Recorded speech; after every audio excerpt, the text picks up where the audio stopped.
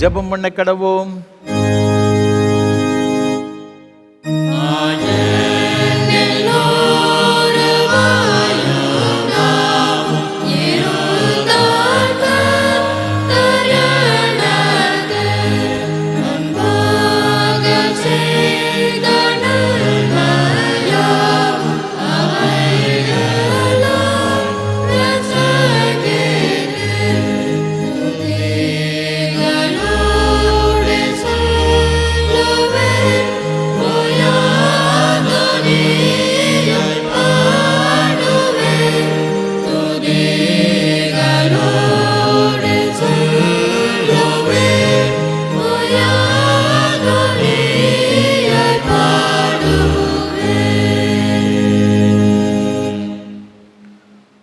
நான் இஸ்ரவேலுக்கு பனியை போல் இருப்பேன், அவன் லீலி புஷ்பத்தை போல் மலருவான், லீபனோனை போல் வேரூன்றி நிற்பான், அவன் கிளைகள் ஓங்கி படரும், அவன் அலங்காரம் ஒலிவு மரத்துடைய அலங்காரத்தைப் போலவும் அவனுடைய வாசனை லீபனுடைய வாசனை போலவும் இருக்கும். மகா பரிசுத்தமும் அன்பும் கிருபைகளும் நிறைந்த எங்கள் அன்பின் பரலோக பிதாவே, இந்த பரிசுத்தமான மனமகிழ்ச்சி நாளின் ஆராதனை வேளைக்காக நன்றி செலுத்துகின்றோம். இந்த புதிய வருஷத்திலும் உடைய திருச்சமூகத்திலே இந்த முதல் பரிசுத்தமான ஓய்வு நாளிலும் நாங்கள் உம்மை ஆராதிக்கவும் உடைய ஐக்கியம் கொள்ளும் அழைத்து கொண்டு வந்த தயவுக்காக உமக்கு ஸ்தோத்திரம். இந்த ஆராதனை வேளையிலும் ஆண்டவர் மத்தியில் எழுந்தருளி உம்முடைய பிரசன்னத்தால் நிறைத்து இந்த ஆராதனையில் ஒவ்வொருவருக்கு ஆசீர்வாதமாக்கி தர வேண்டும் என்று மீட்பர் இயேசு கிறிஸ்துவின் மூலமாக ஜெபிக்கிறோம் பரிசுத்த பிதாவே, ஆமென். ஆராதனைக்கு ஆரம்பமாக ஆண்டோடைய பரிசுத்த நாமத்துக்கு மகிமை உண்டாக கீதம் 397 பாமாலை 253 பாடுவோம். கர்த்தாவே யுக யுகமாய் எம் துணையாயினீர்.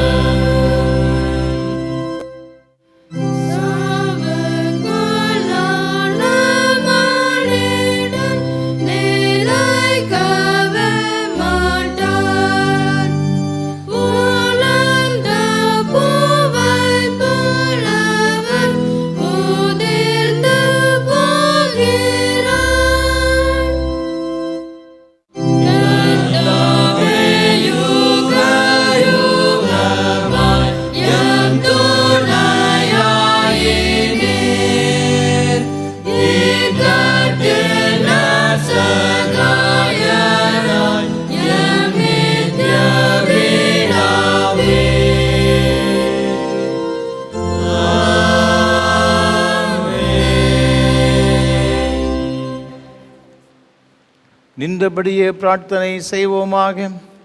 எல்லா இருதயங்களையும் எல்லா விருப்பங்களையும் எல்லா ரகசியம் அறிந்திருக்கிற சர்வவல்லமை தேவனே, நாங்கள் தேவரிடத்தில் பரிபூர்ண அன்பு கூறவும் முது பரிசுத்த நாமத்தை உத்தமமாய் மகிமைப்படுத்தவும் முது பரிசுத்த ஆவியின் ஏவுதலால் எங்கள் இருதயத்தின் சிந்தனைகளை சுத்தம் பண்ணிரள எங்கள் கர்த்தராகிய கிறிஸ்துவின் மூலமாய் வேண்டிக் கொள்ளுகிறோம்.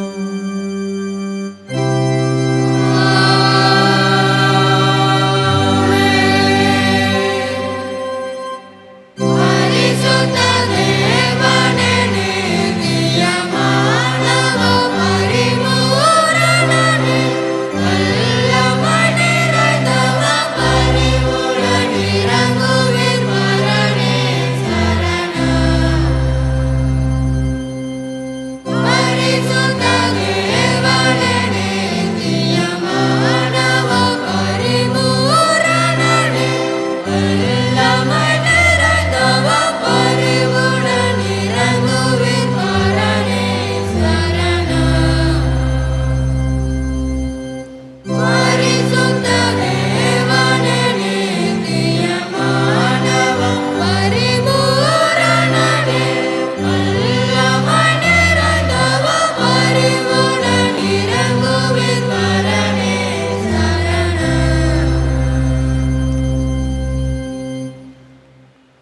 நம்முடைய கர்த்தராய் இருக்கிற இயேசு கிறிஸ்து சொன்னதாவது, நம்முடைய தேவனாகிய கர்த்தர் ஒருவரே கர்த்தர். உன் தேவனாகிய கர்த்தரிடத்தில் உன் முழு இதயத்தோடும் முழு ஆத்மாவோடும் உன் முழு மனதோடும் உன் முழு பலத்தோடு அன்பு கூறுவாயாக என்பதை பிரதான கற்பனை. இதற்கொப்பாய் இருக்கிற இரண்டாம் கற்பனை என்னவென்றால், உன்னிடத்தில் நீ அன்பு கூறுவது போல் பிறனிடத்தில் அன்பு கூறு என்பதே. இவர்களின் பெரிய கற்பனை வேறொன்றும் இல்லை. இவ்விரண்டு கற்பனைகளில் நியாயப்பிரமாண முழுமையும் தீர்க்க தரிசனங்களும் அடங்கி இருக்கிறது என்பதே.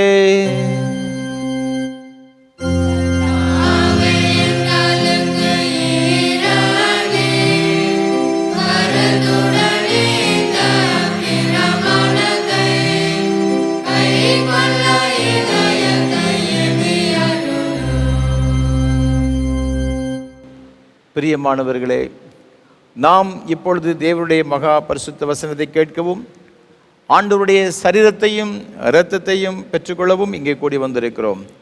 உத்தம மனஸ்தாபத்தோடும் உண்மையான விசுவாசத்தோடும் அவரிடத்தில் கிட்டி சேருவதற்காக தேவனுடைய கிருபை தேடி முழங்கால் படியிட்டு மௌனமாக நம்மை நாமே சோதித்து அறிவோமாக. உங்கள் பாவங்கள் நிமித்தம் முழு இருதயத்தோடு உண்மையாய் மனஸ்தாபப்பட்டு பிறரிடத்தில் அன்பும் சிநேகமாயிருந்து இனி தேவனுடைய கற்பனைகளை கை கொண்டு புதிதாக்கப்பட்டவர்களாக அவருடைய பரிசுத்த மார்க்கத்தில் நடப்போம் என்று தீர்மானித்த நீங்கள் நமது ஆண்டவர் இயேசு கிறிஸ்து மூலமாக சர்வ வல்லமையுள்ள கடவுளோடு ஒப்புரவாகும்படி உங்கள் பாவங்களை மனத்தாழ்மையாய் அறிக்கையிடுங்கள். மனதுருக்கத்தின் ஆண்டவரே, துருக்கத்தின் ஆண்டவரே, உங்களுக்கு விரோதமாகவும் எங்கள் சகோதர சகோதரிக்கு விரோதமாகவும் பாவம் செய்தலும் என்று அறிக்கையிடுகிறோம். கிறிஸ்துவின் நாமத்தை சொல்லியும் தீமை விட்டு விலகவில்லை. இயேசு கிறிஸ்து காட்டிய நீதி வழியில் உண்மை நாங்கள் உண்மையாக பின்பற்றவில்லை. உடைய விடுதலை அருள்பணியில் இவ்வுலகில் மோடு நாங்கள் சேர்ந்து செயலாற்றவில்லை என்று அறிக்கையிடுகிறோம். கிருபை நிறைந்த ஆண்டவரே, உடைய மிகுந்த இரக்கத்தினால் பாவமரங்களை சுத்திகரியும். உடைய பரிசுத்த ஆவியினால் விடுதலை பெறவும் புது ஜீவன் உள்ளவர்களாய் வாழவும் உம்மோடும் சக மனிதரோடும் சமாதானத்தோடு வாழவும் அருள் புரிந்தருளும். ஆமென். இயேசு கிறிஸ்துவின் மூலமாக கடவுளிடம் உண்மையாய் மனம் திரும்புகிற யாவருக்கும் அருளப்படுகிற கிருபை நிறைந்த தேவசனத்தை கேளுங்கள். வருத்தப்பட்டு பாரம் சுமக்கிறவர்களே, நீங்கள் எல்லாரும் என்னிடத்தில் வாருங்கள், நான் உங்களுக்கு இளைப்பாறுதல் தருவேன். தேவன் தம்முடைய ஒரே பேரான குமாரனை விசுவாசிக்கிறவன் எவனோ அவன் கெட்டு போகாமல் நித்திய ஜீவனை அடையும்படிக்கு அவரை தந்தரளி இவ்வளவாய் உலகத்தில் அன்பு கூர்ந்தார். பாவிகளை ரட்சிக்க கிறிஸ்து இயேசு உலகத்தில் வந்தார் என்கிற வார்த்தை உண்மையும் எல்லா அங்கீகரிப்புக்கும் பாத்திரமானது.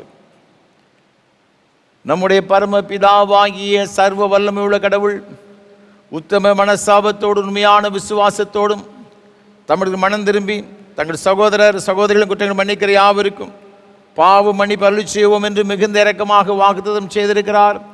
அவர் நம்முடைய கர்த்தராய் இருக்கிற இயேசு கிறிஸ்து நிமித்தம் உங்களுக்கு இறங்கி உங்கள் பாவங்கள் எல்லாவற்றையும் மன்னித்து அவங்களை விடுதலையாக்கி சகல நன்மை உறுதிப்பட நிறுத்தி உனித்தி ஜீவகரையில் சேர்ப்பாராக.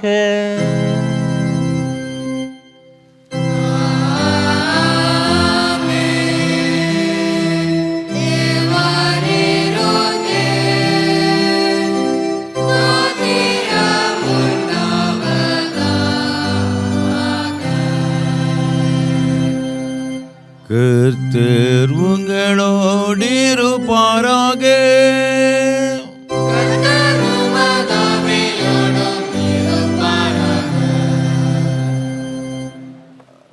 ஜெபம் பண்ண கடவோம். கிறிஸ்து விருத்த நாளுக்கு பின்வரும் ஞாயிற்றுக்குரிய சுருகு ஜெபம். நித்திய கடவுளே, உமது அடியார்களாய் எங்களை இந்த புது வருஷத்தை காண செய்தீரே. கடந்த காலத்தில் எங்களிடத்தில் காணப்பட்ட மீறுதல்களையும் பாவங்களையும் தேவரீர் மன்னித்து எங்கள் வாழ்நாளெல்லாம் கிருபையாய் எங்களோடு நிலைத்திருக்க வேண்டும் என்று ஆண்டவர் இயேசு கிறிஸ்து மூலமாய் தாழ்மையோடு வேண்டிக் கொள்கிறோம்.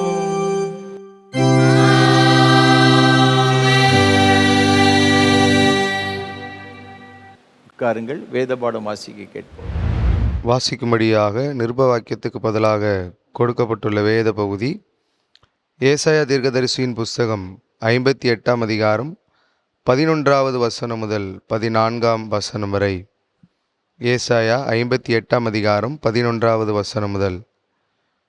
கர்த்தர் நித்தம் உன்னை நடத்தி மகா வறட்சியான காலங்களில் உன் ஆத்துமாவை திருப்தியாக்கி உன் எலும்புகளை நினமுள்ளதாக்குவார். நீ நீர்ப்பாய்ச்சலான தோட்டத்தைப் போலவும் வற்றாத நீரூற்றைப் போலவும் இருப்பாய். உன்னிடத்திலிருந்து தோன்றினவர்கள் பூர்வ முதல் பாழாய் கிடந்த ஸ்தலங்களை கட்டுவார்கள். தலைமுறை தலைமுறையாக இருக்கும் அஸ்திபாரங்கள் மேல் நீ கட்டுவாய். திறப்பானதை அடைக்கிறவன் என்றும் குடியிருக்கும்படி பாதைகளை திருத்துகிறவன் என்றும் நீ பெயர் பெறுவாய். என் பரிசுத்த நாளாகிய ஓய்வு நாளிலே உனக்கு இஷ்டமானதை செய்யாதபடி உன் காலை விலக்கி உன் வழிகளின்படி நடவாமலும் உனக்கு இஷ்டமானதை செய்யாமலும் உன் சொந்த பேச்சை பேசாமலும் இருந்து ஓய்வு நாளை மனமகிழ்ச்சியின் நாளென்றும் கர்த்தருடைய பரிசுத்த நாளை மகிமையுள்ள நாளென்றும் சொல்லி அதை மகிமையாக எண்ணுவாயானால் அப்பொழுது கர்த்தரில் மனமகிழ்ச்சியாயிருப்பாய். பூமியின் உயர்ந்த இடங்களில் உன்னை ஏறியிருக்கும்படி பண்ணி உன் தகப்பனாகிய யாக்கோபுடைய சுதந்திரத்தால் உன்னை போஷிப்பேன்.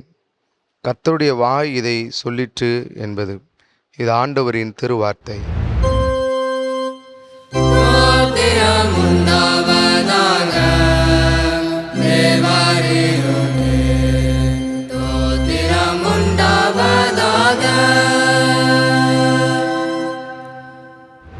பரிசுத்த சுவிசேஷ வாக்கியம் பரிசுத்த லூக்கா எழுதின சுவிசேஷம் 1ஆம் அதிகாரம் 27ஆம் வசனம் முதல் அடங்கியிருக்கிற தேவனுடைய வார்த்தையை கேளுங்கள். லூக்கா எழுதின நற்செய்தி நூல் 1ஆம் அதிகாரம் 27ஆம் வசனம் முதல். தாவீதின் வம்சத்தானாகி யோசேப்பு என்கிற நாமமுள்ள புருஷனுக்கு நியமிக்கப்பட்டிருந்த ஒரு கன்னிகையின் இடத்திற்கு தேவனாலே அனுப்பப்பட்டான். அந்த கன்னிகையின் பேர் மரியாள். அவள் இருந்த வீட்டில் தேவதூதன் பிரவேசித்து, கிருபை பெற்றவளே வாழ்க, கர்த்தர் உன்னுடனே இருக்கிறார், ஸ்திரீகளுக்குள்ளே நீ ஆசீர்வதிக்கப்பட்டவள் என்றான்.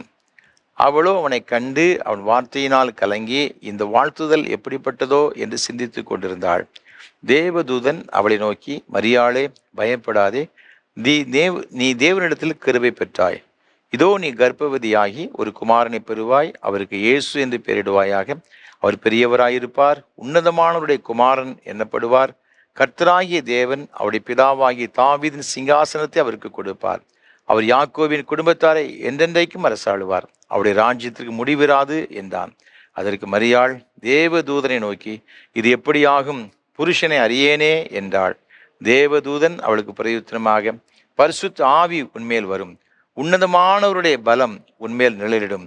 ஆதலால் உன்னிடத்தில் பிறக்கும் பரிசுத்தமுள்ளது தேவனுடைய குமாரன் எனப்படும்.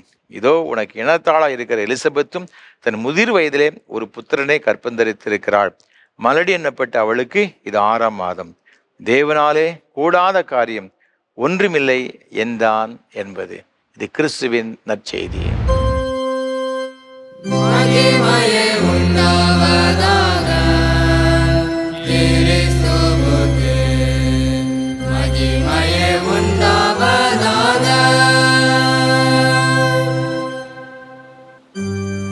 வானத்தையும் பூமியையும் காணப்படும் காணப்படாததும் எல்லாவற்றையும் படைத்தவராய் இருக்கிற சர்வபிதாவாகிய ஒரே தேவனை விசுவாசிக்கிறேன். ஒரே கர்த்தருமாய் தேவனுடைய பிரதமருமாய் இருக்கிற இயேசு கிறிஸ்துவையும்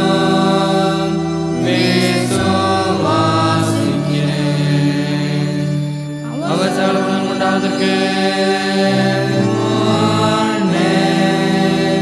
நமது பிதாவினாலே ஜெனிப்பிக்கப்பட்டவர், தேவனுடைய தேவமானவர், ஜோதி ஜோதியானவர், மேதேவி மேதேவர், உண்டாக்கப்பட்டவர், ஜெனிப்பிக்கப்பட்டவர், பிதாவுடைய மகிழ்வர், சகலத்தையும் உண்டாக்கினவர், மனிதனவர், காரவும் நமக்குண்டாகவும் பரமனுக்கு ரஸ்தாவிகளை கண்ணு மாண்பும்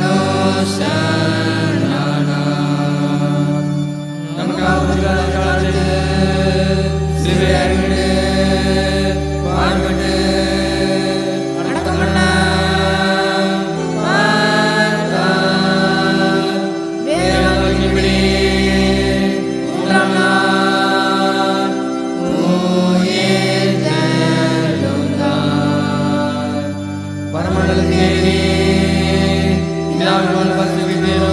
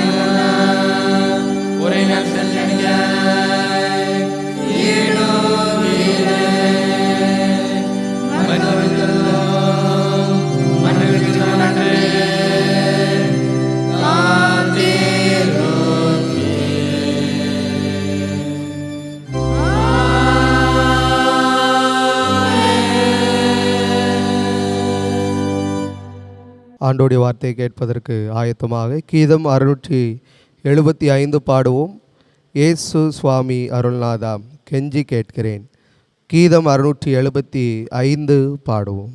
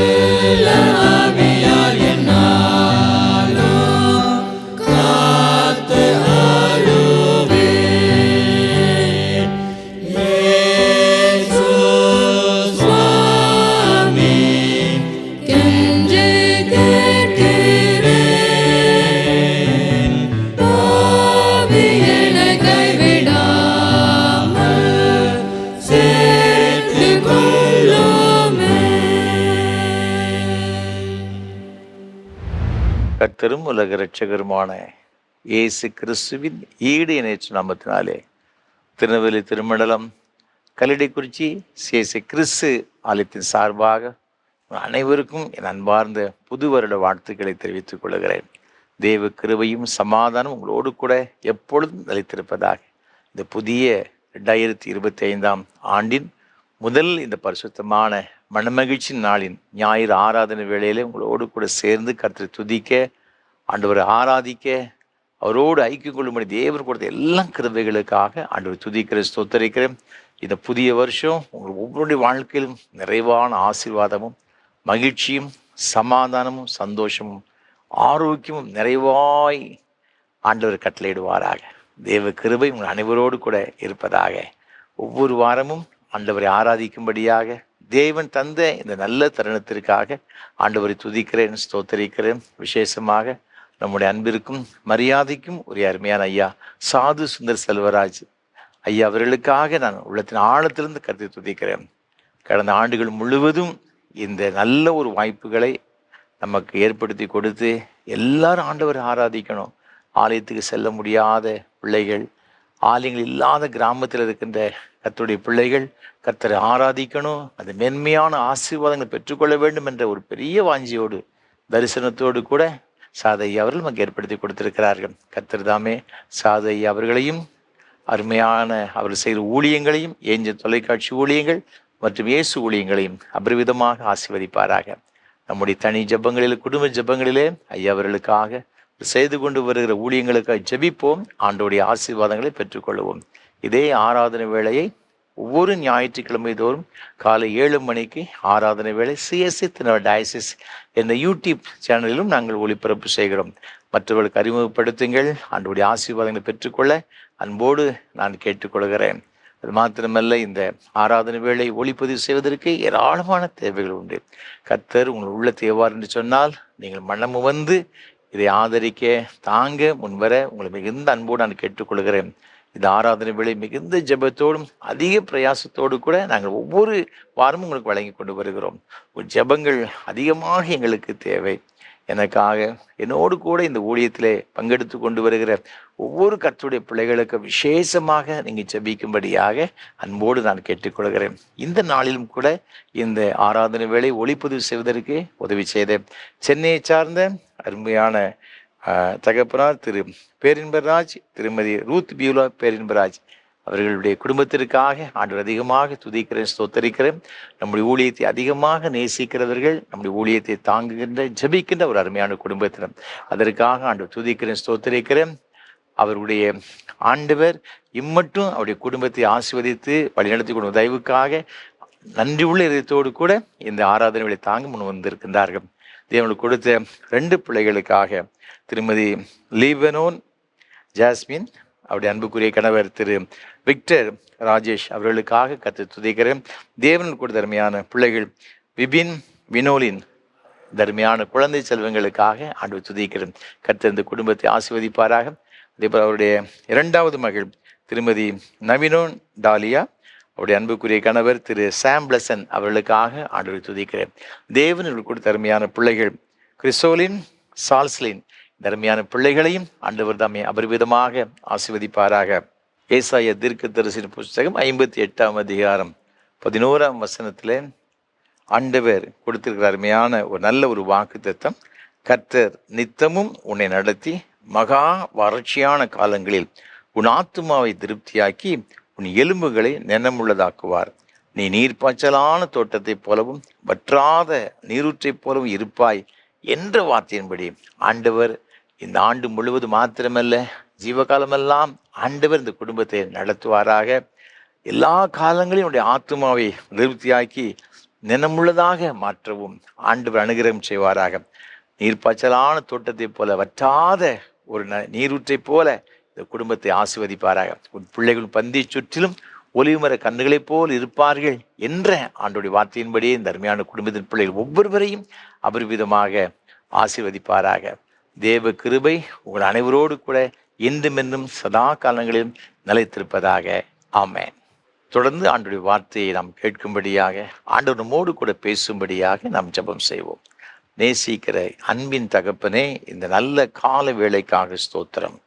இந்த புதிய ஆண்டிலே, இந்த முதல் மனமகிழ்ச்சி நாளிலே உம்முடைய வார்த்தைகளை கேட்கும்படியாக, உம்மை ஆராதிக்கும்படி வந்திருக்கிறோம் அப்பா. எங்கள் ஒவ்வொருவரோடு கூட பேசும் ஆண்டவரே. நீர் எங்களுக்கு சொல்லுகிற அந்த வார்த்தைகள் எங்களுடைய ஆவியிலும் ஆத்மாவின் சரத்திலும் மிகுந்த பலனையும் ஆசீர்வாதத்தையும் நம்பிக்கையும் கொண்டு வரும்படியாக எங்களோடு கூட இடைபடும்படியாக நாங்கள் ஜெபிக்கிறோம். நீங்கள் மாத்திரம் மகிமைப்படணும் ஐயா. என்னை தாழ்த்து முத கரத்தில் ஒப்பு கொடுக்கிறேன். கர்த்தர் பொறுப்படுத்திக் கொள்வீராக. இயேசு கிறிஸ்துவின் மூலம் ஜெபிக்கிறோம் பரிசுத்த பிதாவே, ஆமென்.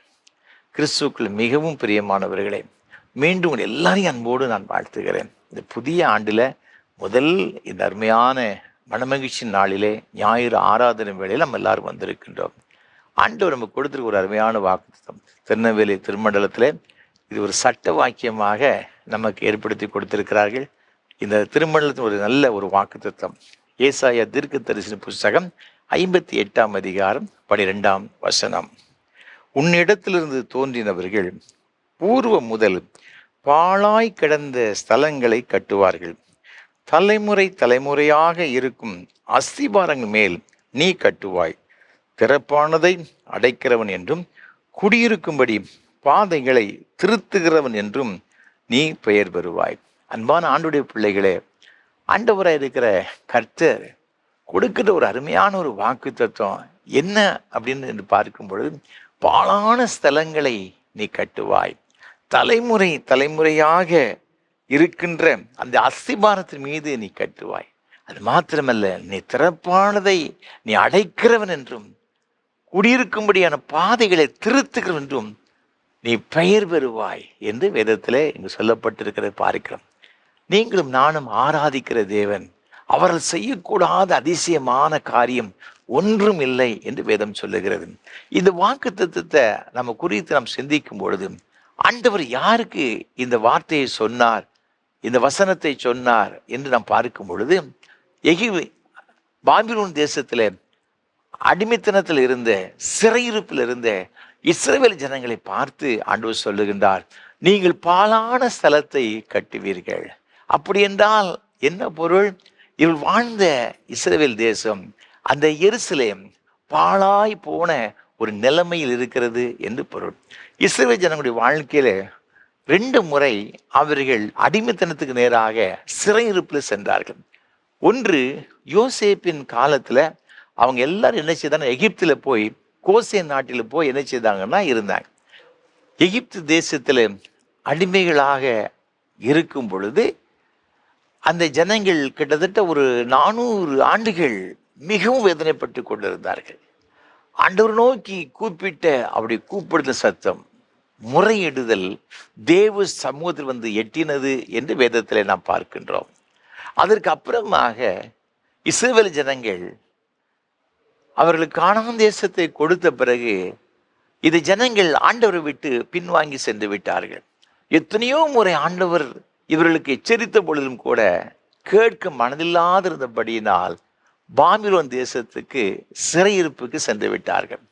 இந்த யூத மக்கள் அல்லது இந்த இஸ்ரவேல் மக்கள் கனவுல கூட நினைக்கல, கர்த்தர் தந்த இந்த தேசம் கானான் தேசம், ஆண்டவர் நமக்கு ஒரு அருமையான ஒரு ஆலயத்தை நமக்கு கட்டி கொடுத்திருக்கிறார், அந்த ஆலயத்தில் நான் எப்பொழுது என் கண்கள் வைக்கப்பட்டிருக்கும், என் இருதயம் அங்கு இருக்கும் என்று சொன்னார்.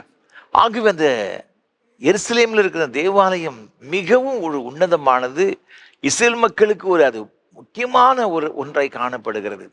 அவர் எங்கிருந்தாலும் கூட அந்த பண்டிகைக்கு எருசலேமுக்கு ஆண்டவரை ஆராதிக்கும்படியாக பண்டிகை கொண்டாட வந்து விடுவார்கள். ஆக ஒருவேளை இது தீர்க்கதரிசி மூலமாக கர்த்தருக்கு விரோதமாக நீங்கள் பாவம் செய்து மனம் திரும்பாமல் போவீர்கள் சொன்னால், ஆண்டவர் உங்களை என்ன செய்வார்னா சிறையிருப்புக்கு அனுப்பி விடுவார்.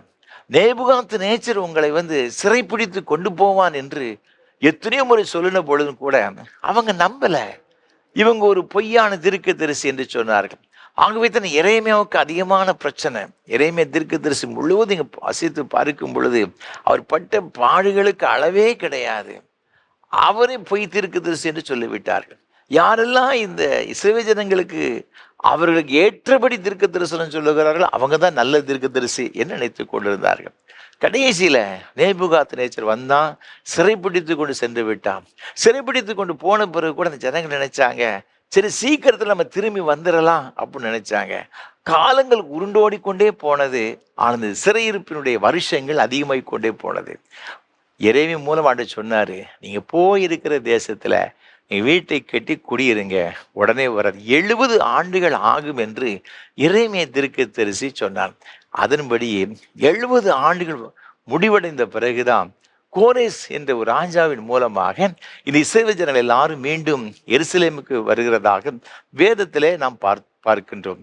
ஆக இந்த ஜனங்கள் ஆரம்ப காலத்தில் இப்படிப்பட்ட வருவோம் வருவோம் திரும்பி வந்து விடுவோம் என்று சொன்ன நம்பிக்கை அவர்களுக்கு இல்லாமல் போய்விட்டது. ஆனால் அவங்க என்ன செய்தாங்கன்னா, ஒவ்வொரு வருஷமும் கூட இங்கு வேதத்தில் பார்க்கும் பொழுது சகரியா தீர்க்கதரிசி புத்தகம் 7ஆம் அதிகாரம் 5ஆம் வசனத்தில் 5ஆம் மாதமும் 7ஆம் மாதமும் மீண்டும் எருசலேமுக்கு ஆண்டவர் நம்மை கொண்டு செல்ல வேண்டும் என்று சொல்லி கண்ணீரோடு கூட உபவாசம் பண்ணி ஜெபிக்க ஆரம்பித்தார்கள் என்று வசனம் சொல்லுகின்றது. அந்த ஜெபத்தை எல்லாம் ஆண்டவர் அப்படியே பார்த்து கொண்டே இருந்தார். அந்த எரேமியா தீர்க்கதரிசி சொன்ன அந்த நாட்கள் நிறைவேறின உடனே ஆண்டவர் என்ன செய்கிறார்னு பார்த்தீங்கன்னா, இந்த ஜனங்களோடு கூட பேசுகிறார். ஏசாயா தீர்க்கதரிசி மூலமாக நீங்கள் மீண்டும் என்ன செய்வீங்கன்னா எருசலேமுக்கு போவீர்கள். அந்த தேசம் எப்படிப்பட்டதாக இருந்தது? மண்மேடாய் கிடந்தது, பாழாய் கிடந்தது. அந்த தேசத்தை நீங்கள் மீண்டும் என்ன செய்வீங்கன்னா போய் கட்டுவீர்கள் என்று ஆண்டவர் சொன்னார். அதைத்தான் இன்றைக்கு நாம் தியானிக்கும்படியாக வந்திருக்கின்றோம். இங்கே முதல்ல நம்ம பார்க்கும் பொழுது வசனம் இங்கே அழகாக சொல்லுகிறது, உன்னிடத்திலிருந்து தோன்றினவர்கள் பூர்வம் முதல் பாழாய் கிடந்த ஸ்தலங்களை கட்டுவார்கள்.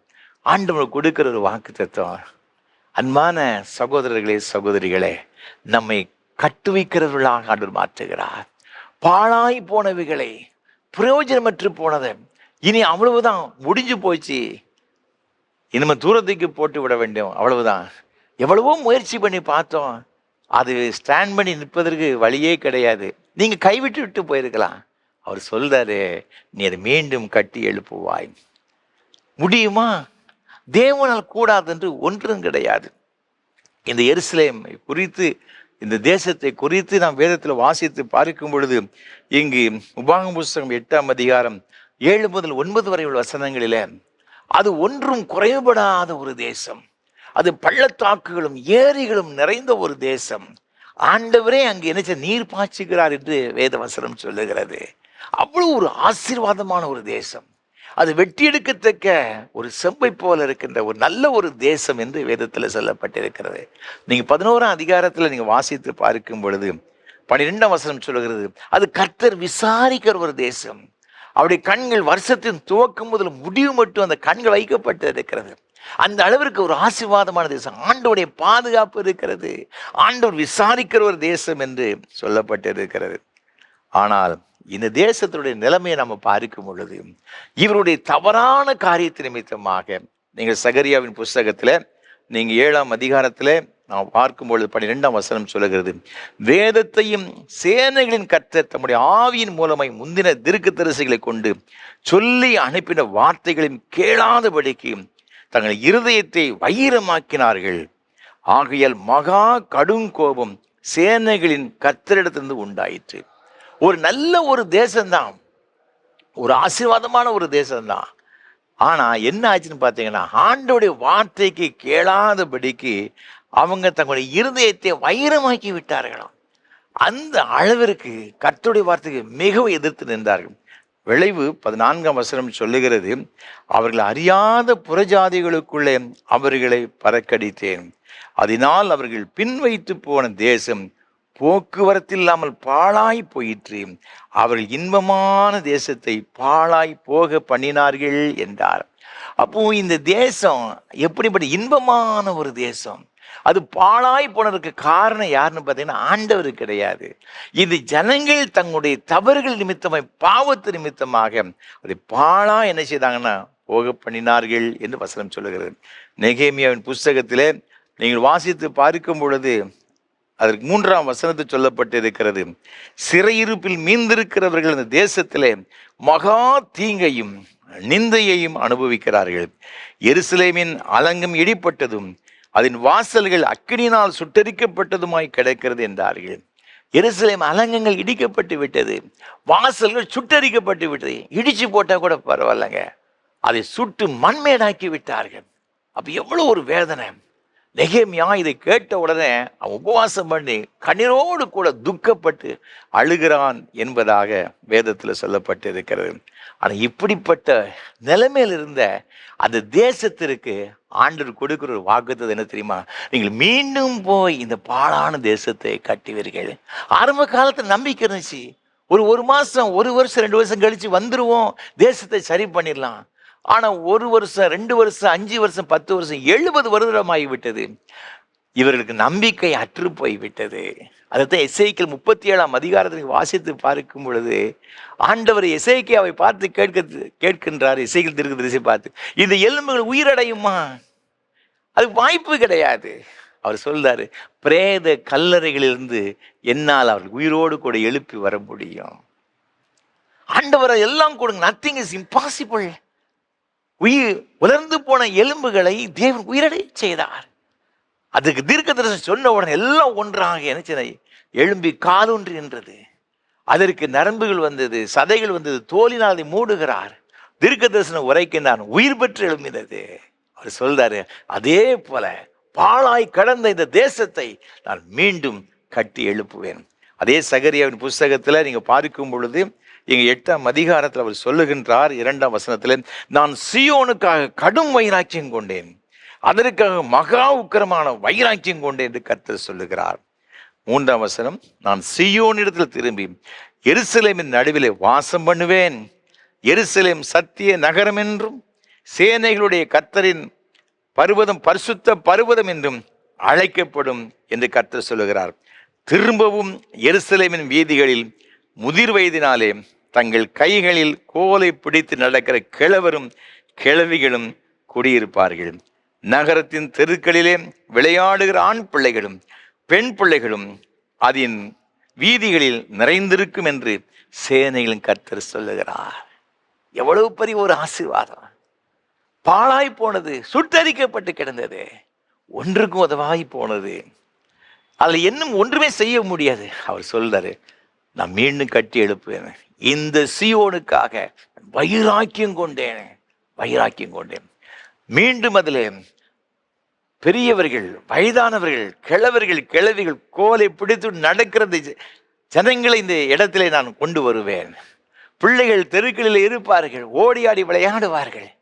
எவ்வளவு பெரிய ஒரு ஆசீர்வாதம் பாருங்க! எல்லாரும் பார்த்து இது மண்மேடாய் போய்விட்டது, சுடுகாடு நினைத்து விட்டு சென்று விட்டார்கள். அவர் சொன்னாரு, அதைத்தான் நான் கட்டி எழுப்புவேன். ஆண்டவருடைய பிள்ளைகளே, நம்முடைய வாழ்க்கை கூட கடந்த ஆண்டுல நம்முடைய தவறுகளினாலோ அல்லது வேற ஏதோ ஒரு காரியத்தை நிமித்தமாக வாழ்க்கை பாழாய் போன ஒரு நிலைமையில இருக்கலாம். நம்ம செய்கின்ற தொழில அவ்வளவு முடிஞ்சு போச்சு, எவ்வளவு பிரயாசப்பட்ட எல்லாம் நஷ்டமாய் விட்டது, நாசமாய் போய்விட்டது, அவ்வளவுதான் முடிஞ்சு போச்சு. நம்முடைய பிள்ளையுடைய வாழ்க்கை எவ்வளவோ நல்லா இருக்குன்னு நினைச்சேன், எல்லாம் போய்விட்டு பாழாய் போய்விட்டது. என்ன காரணம் தெரியல, ஒருவேளை நானே தப்பு பண்ணிருக்கலாம், இனி அவ்வளவுதான், இனி ஒன்றும் சேர்க்க முடியாது நீங்க நினைத்து கொண்டிருக்கலாம். அவர் சொல்றார், அன்பானவர்களே, பாழாய் கிடந்தவைகளை நான் கட்டி எழுப்புவேன். ரூத்தின் புஸ்தகம் 1ஆம் அதிகாரத்துல நீங்க வாசித்து பார்க்கும் பொழுது இங்க வேதம் மிக அழகாக சொல்லுகிறது. ரூத்தினுடைய மாமியார் நகோமி சொல்லுகின்றார் 12-13 ஆகிய வசனங்களே தன்னுடைய மருமக்களை பார்த்து சொல்லுகிறார், இனி என்னால் உங்களுக்கு வாழ்க்கை கொடுக்க முடியாது. என்னுடைய 2 பிள்ளைகளும் மரித்து போனார்கள், உங்களுடைய கணவர் மரித்து போனாங்க, என் பிள்ளை 2 பேரும் மரித்து போனாங்க. இனி எனக்கு வேற குழந்தை கிடையாது, இனி நான் ஒரு குழந்தையை பெற்று உங்களுக்கு கணவரையும் கொடுக்க முடியாது. எனக்கு நம்பிக்கை இல்லாமல் போய், நம்பிக்கை அற்று போயிடுச்சு. அவர் சொல்ற, எல்லாரும் பெத்லகேம் போன உடனே நகோமியை பார்த்து சொல்லுகிறான், நகோமி வந்து விட்டா அப்படி சொல்றாங்க. அவர் சொல்றா, என்னை நகோமி என்று அழைக்காதீங்க, மாறாள் என்று அழைங்க. நிறைவுள்ளவனாய் சென்றேன், கசப்பு நிறைந்த ஒரு வாழ்க்கை வாழ்ந்து கொண்டு இருக்கிறேன். ஆனா ரூத் சொன்னா, நீ எங்க போனாலும் நான் வருவேன், உன்னுடைய தேசம்தான் என் தேசம், நீங்க ஆராதிக்கிற அந்த சர்வ வல்லமையுள்ள கர்த்தர் தான் என் கர்த்தர், வேற எதுவும் நீங்க பேசந்தான் உங்க பின்னால் வரைக்கும் நான் ஆயத்தமா இருக்கிறேன். பெத்லகேமுக்கு நகோமி சென்றாள், ரூத்தும் கூடவே செல்லுகின்றாள். 2 பேருடைய வாழ்க்கையும் இருண்டு போன ஒரு வாழ்க்கை தான். நகோமிக்கு வேறு வாய்ப்பு கிடையாது வாழ்வதற்கு, ரூத்துக்கும் வாய்ப்பு கிடையாது. பட்டு போன மரங்களைப் போல 2 பேர் இருக்கிறாங்க. ஆனால் அவர் சென்ற இடம் தெரியுமா? பெத்லகேம். ஆண்டவர் தமது ஜனத்தை சந்தித்து அவர்களுக்கு ஆகாரம் அருளுகிற தேசம் அந்த பெத்லகேம். ஆண்டவர் நம்பி போறாங்க. போவா சொல்லுகிறார், கர்த்தருடைய செட்டைகளின் அடைக்கலமாய் வந்த உனக்கு அவராலே நிறைவான பலன் உனக்கு கிடைப்பதாக. ஆண்டவர் அவருடைய வாழ்க்கையை எப்படி மாற்றி விட்டார். இது ரூத்தின் புஸ்தகம் 4ஆம் அதிகாரத்தை வாசித்து பார்க்கும் பொழுது ஆண்டவர் ரூத்துக்கு ஏற்ற ஒரு நல்ல ஒரு கணவனை கொடுக்கிறார், போவாச. 2 பேருக்கும் ஒரு அருமையான குழந்தை பிறக்கிறது, ஓபேத். அதை நகோமி வளர்க்கின்றா. அவர் சொன்னா முதல் அதிகாரத்துல, இனி எனக்கு ஒரு பிள்ளை பிறக்குமா அப்படின்ட்டு. ஆனா ரூத்துக்கு குழந்தை பிறந்துச்சு. ஊருக்காரங்களாம் என்ன சொன்னாங்க தெரியுமா? 4ஆம் அதிகாரத்தில் நீங்க வாசிப்பார் கடைசியில, நகோமி அதை எடுத்து வளர்க்கிற தாயா இருந்தாள். நகோமிக்கு பிள்ளை பிறந்துட்டோன்னு சொல்லக்கூடிய அளவிற்கு தேவன் அவருடைய பேரை ஆசீர்வதிக்கிறதாக வேதத்தில் பார்க்கிறான். என் அன்பு கர்த்தருடைய பிள்ளைகளே, தேவனால் கூடாத காரியம் ஒன்றும் கிடையாது. சர்வ வல்லமுள்ள தேவன் இந்த வருஷத்துல உங்களை கட்டுவிக்கிற தேவனாக, கட்டி எழுப்புகிற தேவனாக, அநேகரை கட்டி எழுப்புகின்ற ஒரு மகனாக மகளாக உங்களை ஆசீர்வதிப்பார். சோர்ந்து போன நிலைமையில் இருக்கிறீங்க, கவலைப்படாதீர்கள். தேவனால் எல்லாம் கூடும். மரியாள் சொன்னா, எப்படி நான் புருஷனை அறியேனே, எனக்கு எப்படி குழந்தை பிறக்கும்? தேவன் என்ன சொன்ன தெரியுமா? தேவனால் எல்லாம் கூடும். தேவனால் கூடாத காரியம் ஒன்றும் கிடையாது. வாய்ப்புகள் இல்லாம இருக்கலாங்க, வசதிகள் இல்லாம இருக்கலாம், எந்த விதமான ஒரு சூழ்நிலை உங்களுக்கு சாதகமா இல்லாம இருக்கலாம். ஆனா சூழ்நிலைகளை சாதகமாய் மாற்றுகிறவர், சூழ்நிலையெல்லாம் கடந்து இருக்கிற கர்த்தர், சர்வ வல்லமுள்ள தேவன் உங்க கூட இருக்கிறாரு. அவர் சொல்றாரு, நான் இன்று மாத்திரமல்ல, இந்த 2025ஆம் ஆண்டு மாத்திரமல்ல, உன் ஜீவகாலமெல்லாம் நான் உன் கரங்களை பிடித்து கொண்டு வருவேன். மகனே மகளே, எவ்வளவு பெரிய ஒரு ஆசீர்வாதம். நம்மை கட்டி எழுப்புகிற ஆண்டே, உங்களுடைய இருதயம் கலங்காதிருப்பதாக, உங்கள் துக்கம் சந்தோஷமே மாறுவதாக. நான் ஒரு திருச்சபையில் பணியாற்றி கொண்டிருந்தேன்.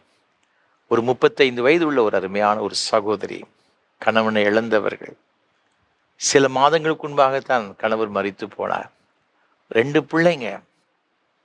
ஒரு பையன் 4ஆம் வகுப்பு படித்து கொண்டிருக்கிறான். இன்னொரு அடுத்த மகன் 2ஆம் வகுப்பு படித்து கொண்டிருக்கின்றான். ஒரு நாள் அருமையான ஒரு சகோதரி கண்ணீரோடு கூட அந்த ஆராதனைக்கு வந்திருந்தாங்க. முடிஞ்ச உடனே சபையில் உள்ள ஒரு அருமையான விசுவாசி அவர்களை அழைத்து கொண்டு வந்தாங்க. ஐயா, இந்த சகோதரி கிறிஸ்துவை அறியாத ஒரு சகோதரி, புறஜாதி ஒரு சகோதரி. இவர்கள் வாழ்க்கையில பட்ட கஷ்டங்கள் நிமித்தமாக சாக வேண்டும் என்று சொல்லி எண்ணிக்கொண்டிருந்தாங்க. அவர் இயேசுவை பற்றி சொன்னேன். அவர் எவ்வளவோ தெய்வங்களை அவர் வழிபட்டார்கள், கெஞ்சினாங்க, கதறினாங்க.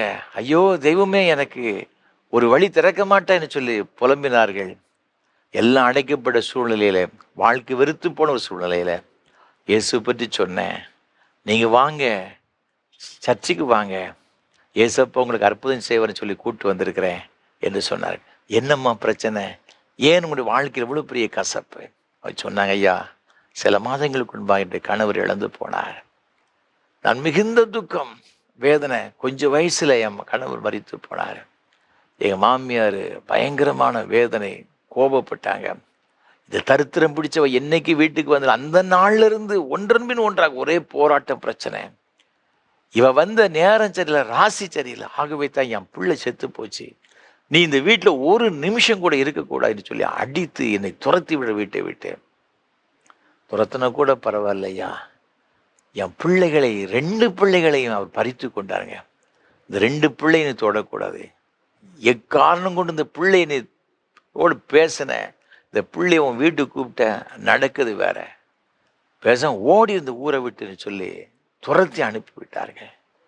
ஐயா, கணவனை இழந்து விட்டேன், எனக்கு ஆறுதல் 2 பிள்ளைகள் மாத்திரம்தான். பிள்ளைகளை பறித்து கொண்டாங்க. எங்கள் ஊரில் உள்ள பள்ளிக்கூடத்தில், ஸ்கூலில் கொண்டு போய், கவர்மெண்ட் ஸ்கூலில் போய் இந்த 2 பிள்ளைகளும் கொண்டு என் மாமியார் கொண்டு விடுவாங்க. நான் தூரத்துலேருந்து பார்ப்பேன். அந்த ஆசிரியர்கள்ட்ட சொல்லிட்டாங்க என் மாமியார், எக்காரணம் கொண்டும் இந்த பிள்ளைகளுடைய தாய் வந்து கேட்டு நீங்கள் கொடுத்தீங்கன்னா உங்கள் மேலே போலீஸில் கம்ப்ளைண்ட் பண்ணிடுவேன். இந்த பிள்ளைங்களை பிடிச்சி நான் உங்கள் ஸ்கூலுக்கு அனுப்ப மாட்டேன். டீச்சர்ஸை த்ரெட்டன் பண்ணிவிட்டு அந்த அம்மா போயிட்டாங்க. டெய்லி இந்த மாமியார் 2 பேரப்பிள்ளை கூட்டு கொண்டு உள்ளே கொண்டு போவாங்க. அந்த தாய் தூரத்தில் பார்த்து கொண்டு இருப்பாங்க. ஒரு சாக்லேட்டு, ஒரு பிஸ்கட்டு எதுவுமே வாங்கி கொடுக்க முடியாது. கண்களில் கண்ணீர். இந்த பிள்ளைங்களுடைய பார்க்கும், தாயை பார்க்கும், ஆனால் போக முடியாது. ஏன்னா இந்த பாட்டியம்மா பிடிச்சி கெட்டியாக பிடிச்சி வச்சுக்கிடும். எங்கேயும் போகக்கூடாது, அம்மாட்டெல்லாம் போகக்கூடாது, நேராக ஸ்கூலுக்கு போ. கண்ணீர். ஐயா, கண்ணு முன்னால் பிள்ளைகள் போதியா. எத்தனையோ பிள்ளைகளுக்கு பேரண்ட்ஸ் இதெல்லாம் வாங்கி கொடுக்குறாங்க. ஆனால் என்னால் ஒன்றும் செய்ய முடியும். என் பிள்ளைக்கு என் கணவர் இழந்து போனேன், எனக்கு 6 என் பிள்ளைகள். நான் உயிரோடு இருந்து என்னையா பிரயோஜனம்? என் பிள்ளைய பறித்து கொண்டாங்க, எனக்கு என்ன செய்ய? வேதனையோடு கூட புலம்பினார்கள். நான் சொன்னேன், இஸ்ரவேலின் தேவனாய் கர்த்தர் வாசம் பண்ணுகிற இந்த ஆலயத்தில் அடைக்கலமாய் வந்த உங்களுக்கு நிறைவான பலனை கட்டளையிடுவார். கவலைப்படாதீங்க, எல்லாரும் சேர்ந்து ஜெபம் பண்ணுங்க. ஏசப்போ பார்த்துக்கிடுவார். நம்பிக்கையோடு கூட போங்க. நீங்கள் இந்த இயேசுவை நம்புங்க, அவரையே நீங்கள் தெய்வமாக ஏற்றுக்கொள்ளுங்க, காத்து கொள்ளுவார். சில வாரங்கள் கழித்த பிறகு அந்த திருச்சபையை நான் மீண்டும் ஆராதனை நடத்தி முடித்த பிறகு அதே தாயார் வந்தாங்க. கையில் ஒரு குழந்தைய பிடிச்சிட்டு வந்தாங்க. ஐயா, என்ன யாருன்னு தெரிகிறதா? சொல்லுங்கம்மா. 2 வாரத்துக்கு முன்னால் 3 வாரத்துக்கு முன்னே வந்தீங்களே. ஆமாய்யா. ஐயா, இந்த ஆலயத்தில் நான் ஜெபம் பண்ணிட்டு போன உடனே நீங்கள்லாம் ஜெபம் பண்ணி முடிச்ச வரைக்கும் உள்ளத்தில் ஒரு பெரிய ஒரு சமாதானம். ஐயா, என்ன ஒரு ஆச்சரியம்! ஒரு 4-5 நாட்களுக்குள்ளாக என் மூத்த மகன் என்ன செய்தான், நான் ஸ்கூலுக்கு போகும்பொழுது என் மாமியார் பிடிச்சிருந்த கையை உதறி தள்ளிட்டு, நான் இனி உன் கூட வரமாட்டேன், நான் அம்மா கூட போகிறேன் ஒரே ஓட்டமாக ஓடி வந்து விட்டான். மாமியாருக்கு பயங்கர கோபம். எப்படியாகிலும் பிள்ளையை கொண்டு வந்து விட வேண்டும் சொல்லி பிரயாசப்பட்டாங்க. அவன் போகவே மாட்டேன்னு சொல்லி ஏற்று வந்துட்டான். ஒரு காரணம் சத்தம் போட்டாங்க. அவன் தான் அம்மா கூட போகிறேன்னு சொன்ன. உனக்கு என்ன? சத்தம் போட்டதான் அம்மா போயிட்டாங்க. அடுத்த குழந்தைய கொண்டு போயிட்டாங்க. ஐயா, மூத்தமாக வந்துட்டான். ஐயா, அடுத்த பிள்ளையும் வருமா? ஐயா சொன்னேன், தேவனால் கூடாத காரியம் ஒன்றும் கிடையாது. நம்ம ஆராதிக்கிறதே உயிருள்ள தெய்வம். கவலைப்படாதீங்க. வீட்டுக்கு போயிட்டாங்க. அதுக்கு இடத்துல 2-3 வாரங்கள் கழித்து நான் வாரேன். ஆராதனை முடிஞ்ச பிறகு இதை பார்த்தாங்க. 2 கையில் 2 பிள்ளைங்க, கண்கள் ஆனந்த கடு. ஐயா, கும்பிடுகிற தெய்வம் ஐயா, ஜீவன் உள்ளவர் ஐயா, உயிர் உள்ளவர் ஐயா. பாழாய் கிடந்த என்னுடைய வாழ்க்கையை, பட்டம் மரம் போல் இருந்த வாழ்க்கையை ஆண்டவர் துளிர்க்க வச்சுட்டார் ஐயா. எந்த மனுஷனாலும் செய்ய முடியாது, எந்த தெய்வத்தாலும் முடியாது. ஆண்டவர் செய்து முடிச்சிட்டார் ஐயா. ஸ்தோத்திரம். அடுத்த வாரத்தில் அந்த பிள்ளை மூத்த மகன் வந்து திருவசனம் சொல்கிறாங்க. சர்ச்சில் மனப்பாட வசனம் சொல்லிக்கிறேன். எவ்வளோ பெரிய சந்தோஷமான ஒரு காரியம். உடனே வந்தாங்க. ஐயா, இதையும் நான் சும்மா இருக்க விரும்பலை, எனக்கு ஞானஸ்தானம் கொடுங்க. ஞானஸ்தானத்தை கொடுத்து திருச்சபையில் சேர்க்கப்பட்டார்கள். அன்பான ஆண்டவருடைய பிள்ளைகளே, தேவனால் கூடாதது ஒன்றும் கிடையாது. நம்பிக்கையோடு கூட இருங்க. பாழாய் போன வாழ்க்கையை கட்டி எழுப்புகிற தேவன் நீங்களும் நானும் ஆராதிக்கிற தேவன். மனம் கலங்காதீர்கள். அது ஒன்றுமே இல்லை, வாய்ப்பு இல்லை. அது தண்ணியில் எழுதுன மாதிரி தான், புனிதில் எழுதுன மாதிரி தான். நோ ஹோப் என்று நீங்கள் நினச்சிருக்கலாம். நீங்கள் ஃபுல் ஸ்டாப் வச்சுருக்கலாம். ஆண்டவர் கவா போட்டு உங்கள் வாழ்க்கையை செழிப்பான துளிர்விடக்கூடிய வாழ்க்கையாக மாற்றப் போகிறார். ஹல்லேலூயா. நாம் ஆராதிக்கிற தேவன் ஜீவனுள்ள தேவன், மரித்து உயிரோடு கூட எழுந்த தேவன். அது மாத்திரமல்ல, இந்த ஆண்டவர் வேற என்ன செய்வாராம்? அந்த வசனம் சொல்லுகிறது, அவர் திறப்பானதை அடைக்கிறவன் என்றும். திறப்பானதை அடைக்கிறவன் ஆண்டவர் அப்படி இருந்து விடுகிறது இல்லை. பாழான ஸ்தலத்தை கெட்டுகிறவனாய் நம்ம மாற்றுகிறது மாத்திரமல்ல, கெட்டி கொடுக்கிறது மாத்திரமல்ல, திறப்பானதை அடைக்கிறவர்கள். திறப்பானதை அடைக்கிறது என்று சொன்னால் என்ன? 2 ராஜாக்கள் புத்தகம் 25ஆம் அதிகாரம் 3ஆம் வசனத்தை வாசித்து பார்க்கும் பொழுது, நேபுகாத்நேச்சர் எருசலேமுக்கு நேராக படைகளை அனுப்பி அவன் அந்த கோட்டைக்கு எதிராக கொத்தளம் போட்டிருக்கிறான். பல மாதங்கள் போட்டான். உள்ள இருக்கிற ஜனங்கள் எவ்வளவுதான் தாக்கு பிடிப்பாங்க, வெளியே எங்கேயும் போக முடியாது. இந்த வசனம் சொல்லுகிறது, இந்த கோட்டை மதில்ல திறப்பு உண்டானது. திறப்பு உண்டாச்சு என்ன ஆகும்? வெளியே இருக்கிற சத்துருக்கள் உள்ளே எளிதாக சென்று விடுவார்கள். உள்ள போனாங்க, அந்த இஸ்ரவேல் ஜனங்களை சிறைப்பிடித்து கொண்டு சென்று விட்டார்கள். அப்போ திறப்பு என்பது என்ன அப்படின்னு பார்த்தீங்கன்னா, வெளியில் உள்ள சத்துருக்கள் எளிதாக உள்ளே புகுந்து உள்ளே இருக்கிறவர்களுக்கு உள்ளே இருக்கிற சிறைப்பிடித்து கொண்டு போய் விட்டாங்க. பாதுகாப்பு எல்லாம் போயிடும். அவர் சொல்றாரு, அந்த திறப்பை நீ அடைப்பாய். பாதுகாப்பற்ற ஒரு சூழலை உனக்கு பாதுகாப்பாக மாறும் என்று ஆண்டவர் சொல்லுகிறார். உன்னை கட்டி எழுப்புறது மாத்திரமல்ல அன்பானவர்களே, அதற்கு பாதுகாப்பு கொடுக்கிறார். பாதுகாப்பு கொடுக்கிறார். இன்னைக்கு நம்முடைய வாழ்க்கையில என்ன ஆசீர்வாதம் கொடுக்கிறார்? வேதத்தில் வாசித்து பார்க்கும்போது எசேக்கியேல் தீர்க்கதரிசி புஸ்தகம் 22:30 திறப்பில் இருக்கும் ஒரு மனிதனை தேடினேன், ஒருவனையும் காணேன் என்று வேதவசனம் சொல்லுகிறது. அப்போ இது என்ன திறப்பு அப்படின்னு பார்த்தீங்கன்னா, ஆண்டவருக்காக தேவ சமூகத்தில் ஜனங்களுடைய ரட்சிப்புக்காக திறப்புன்னு இருக்கிறது. நீங்க வேதத்தில் ஆராய்ந்து பார்க்கும் பொழுது இது திறப்பில் இருக்கிறது எதற்கு ஒப்பாக சொல்லப்படும்? ஜெப வாழ்வுக்கு ஒப்பாக சொல்லப்பட்டு இருக்கிறது. ஏசாயா தீர்க்கதரிசி புஸ்தகம் 59:16 சொல்லப்பட்டு இருக்கிறது, விண்ணப்பிக்கிறவன் இல்லை என்று சொல்லி ஆண்டவர் ஆச்சரியப்பட்டார். அப்ப ஜெபிக்காத மக்கள் ஏராளமாக இருப்பதை கண்டு ரொம்ப ஆச்சரியப்பட்டார். இந்த ஆண்டுல ஒரு ஆவிக்குரிய வாழ்க்கையில ஒரு பெரிய ஒரு ஆசீர்வாதம் ஜெபிக்கிறவர்களாக மாற்றுவார். நம்முடைய வெற்றியின் ரகசியம், நம்முடைய ஆவிக்குரிய வாழ்க்கையின் வெற்றி எதுல இருக்குது அப்படின்னு பார்த்தீங்கன்னா ஜெபத்தில் இருக்கிறது. கடந்த ஆண்டில் ரொம்ப சோர்ந்து போயிருக்கலாம். இந்த ஜெபத்தில் நம்ம குறைவுபட்டாலே எல்லா விதத்திலும் நம்ம சிறுமைப்பட்டு போவோம், பாடுபடுவோம். ஒருபுறம் உலக பிரகாரம் பல வகையான நெருக்கடிகள், ஆவிக்குரிய வாழ்க்கையில் ஜெபத்தில் ஒரு மனிதன் குன்றி போய் விட்டால்னு சொன்னாலும் தேவையில்லாத எல்லா பிரச்சனையும் பிசாசு நினைச்சவனை எளிதாகி கொண்டு வந்து விடுவான். அப்போ உங்களுடைய வாழ்க்கையுடைய ஒரு சேஃப்டி என்ன அப்படின்னு பார்த்தீங்கன்னா ப்ரேயர் லைஃப் தாங்க. அவர் சொல்றாரு, இந்த நாளில் உன் ஜெப வாழ்வு ஆசீர்வாதமாக இருக்கும், நான் ஜெபிக்க கிருபை தருவேன். கடைசி நாளில் தாவீது இந்த சந்ததியின் மீது விண்ணப்பத்தின் ஆவி ஊற்றடிச்சல் ஆண்டு சொல்லியிருக்கிறாரு. எதுக்கு சொல்லியிருக்கிறாரு? இனி இப்படிப்பட்ட ஒரு நிலைமை வரக்கூடாது, பாழாய் போற நிலைமை வரக்கூடாது. உன் வாழ்க்கை கட்டப்பட்ட ஒரு வாழ்க்கை ஆசீர்வாதமான ஒரு வாழ்க்கையா இருக்கணும். அப்ப அதுக்கு என்ன தேவைன்னு பார்த்தீங்கன்னா ஜெபிக்கிறது. 106 சங்கீதத்துல 23 வாசித்து பார்க்கும் மோசே திறப்பில் நின்றான். ஆகவே தான் இந்த இஸ்ரவேல் மக்களுக்கு வந்த தீங்கிலிருந்து அவள் காக்கப்பட்டாங்க. திறப்பில் இருக்க ஒரு பெரிய ஒரு ஆசீர்வாதம்.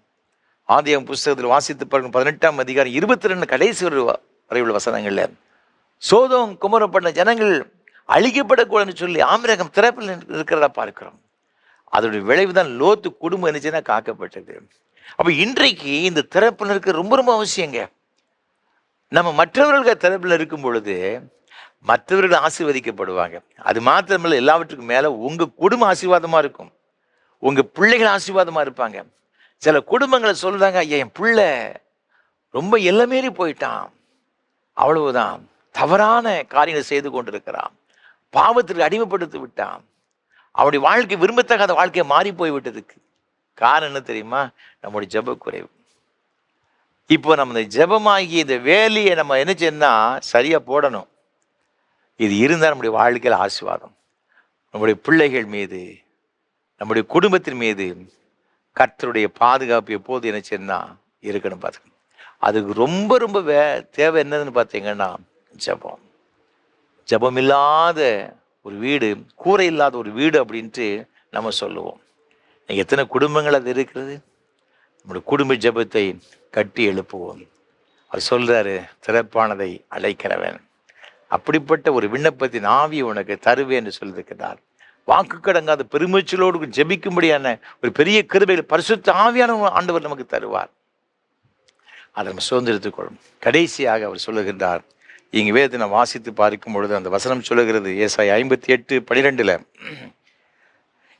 குடியிருக்கும்படி பாதைகளை திருத்துகிறவன் என்றும் நீ பெயர் பெறுவாய்.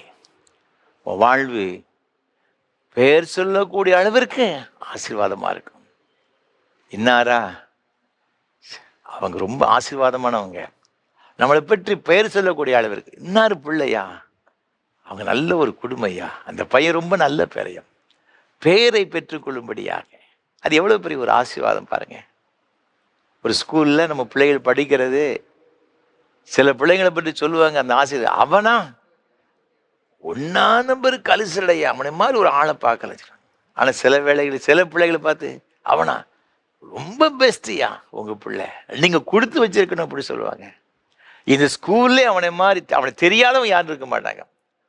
வெரி குட் பாய் அப்படின்னு சொல்லுவாங்க. அதே மாதிரி ஆண்டவர் சமுதாயத்தில் இந்த வருஷத்தில் பெயர் சொல்லும்படியாக தேவன் உங்களை நினைச்சவர்னா ஆசீர்வதிப்பார். ஆபிரகாமை அழைக்கும் போது அவர் என்ன சொன்னார் தெரியுமா? ஆதியாகமம் 12ஆம் அதிகாரத்தில் உன் பேரை பெருமைப்படுத்துவது ஆண்டவர் சொன்னார். பேரை எப்படி பெருமைப்படுத்த முடியும்? சந்ததி மூலமாக தான். சந்ததி அவனுக்கு கிடையாது, ஆபிரகாமுக்கு குழந்தையே கிடையாது. இந்த வாக்கு தத்துவம் சொல்லி 25 வருஷம் வரை குழந்தை பிறக்குது. ஆனால் ஆண்டவர் இந்த வாக்கு தத்துவத்தை ஒரு நாள் மாற்றல. ரொம்ப வருஷம் ஆச்சு, சரி விட்டுருவோம் அப்படின்னு விட்டாரா? நோ. ஆண்டவர் செய்ய நினைத்தது ஒன்றும் தடைபடாது. நம்முடைய சூழ்நிலைகளை பார்த்து, நம்முடைய நிலைமைகளை பார்த்து அவர் நம்மை ஆசீர்வதிக்கிறதல்ல. அவர் ஒரு சொல்லிட்டார்னா கண்டிப்பாய் நிறைவேற்றுவார். இந்த தேவன் வாக்குத்தத்தம் செய்தவர், வாக்கு மாறாதவர், கடைசி மட்டும் நம்மை கைவிடாது இருக்கிற தேவன். தாமஸ் ஆல்வா எடிசனை பற்றி எல்லாரும் நன்றாக அறிந்திருக்கிறீர்கள். அவர் 8 வயசுல ஸ்கூலுக்கே போனாராம். ஒரு பயங்கரமான காய்ச்சல்னால அவருடைய காது கேட்கும் திறமை போய்விட்டது. மூளை வளர்ச்சி அதிகமாக கிடையாது. ரொம்ப மக்கா இருந்தார். ஸ்கூலில் போய் சேர்த்தாங்க. 3 மாதம் அவர் படித்தார். அந்த டீச்சர் சொன்னாங்க அவங்க அம்மாவை கூப்பிட்டு, எம்மா உங்கள் பையன் எதுக்குமே லாய்க்கில்லாதவன், அவனுக்கு அறிவே கிடையாது, எதுவுமே அவனை புரிந்து கொள்ள முடியும், படிக்காத ஒரு பெரிய மக்குவை கொண்டு நீங்கள் ஸ்கூலில் சேர்த்துருக்க, நீங்கள் உடனே கூப்பிட்டு போங்க, வேற ஏதாவது மரம் விட்டுற வேலையை கொண்டு போய் சேர்த்து விடுங்க. அவருடைய பெற்றோர் தான் செய்துக்கிட்டு இருந்தாங்க. அவங்களுடைய அம்மாவுக்கு ரொம்ப துக்கம். தாமஸ் ஆல்வா எடிசனுடைய அம்மாவுக்கு ரொம்ப துக்கம். அவங்க செய்த ஒரு காரியம் என்ன தெரியுமா? அந்த அம்மாவே எல்லாம் அந்த பிள்ளைங்களுக்கு கல்வியை கற்றுக் கொடுத்தாங்க. எல்லாவற்றுக்கும் மேலாக வேதத்தை வாசிக்க கற்றுக் கொடுத்தாங்க. தினந்தோறும் பைபிள் வாசிப்பான் அந்த பையன் தாமஸ் ஆல்வா எடிசன். அவன் அப்பா சொன்னார், நீ எதை கற்றுக் கொடுக்குறா இல்லையோ ஆண்டவரை பற்றி பிள்ளைக்கு கற்றுக்கொடு, வேதத்தை கற்றுக்கொடு அப்படி சொன்னாங்க. கொஞ்சம் வயசுல இருக்கும்போது வேதத்தை பல முறைகள் வாசித்திருக்கிறார். வேதத்தை படிக்கும் பொழுது எதற்கு, ஏன் ஆண்டவர் சொல்லுங்கன்னு சொல்லி அப்பொழுதே அதை பற்றி அதை தோண்டி தோண்டி ஆராய்ச்சி செய்யும்படி ஒரு எண்ணம் அவருக்கு கிடைச்சி வந்திருக்கிறது. பார்த்துக்கிடுங்க, 22 வயதுக்குள்ளாக அவர் பல ஆராய்ச்சி கட்டுரைகளை, வானியல் சம்பந்தமான பல கட்டுரைகளை அவர் படித்து முடித்து விட்டார். ஒரு காலத்துல மண்டு என்று பெயர் எடுத்தவர். 1093 கண்டுபிடிப்புகளுக்கு அதிகமான கண்டுபிடிப்புகளை பற்றும் ஒரு பிரசித்தி பெற்ற ஒரு சயின்டிஸ்ட், ஒரு அறிவியல் விஞ்ஞானி என்று அவர் பெயர் பெற்றார். இன்றைக்கு இந்த மின்சார பல்ப் இருக்கிறதே, அதை அவர் தான் கண்டுபிடிச்சார்.